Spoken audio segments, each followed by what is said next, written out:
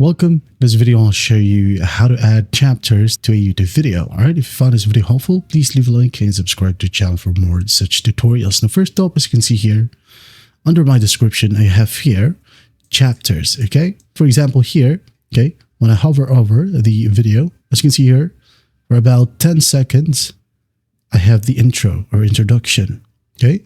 So 00 is the start of the video right here. So it ends where the actual tutorial starts, okay, on 10 seconds. So to do that, as you can see here, this is the same exact video, okay? Just type down chapters and type down 00 for the introduction, and the introduction will end onto 0, 0, and 10. And in this section, the tutorial will start, okay? Just like what it shows in here. Let's say you wanted to add the third chapter, okay? Right here, maybe I'm going to add in the thank you message at 1:35. So what I'm going to do is just go ahead and type down 01:35 right here. Thank you, okay?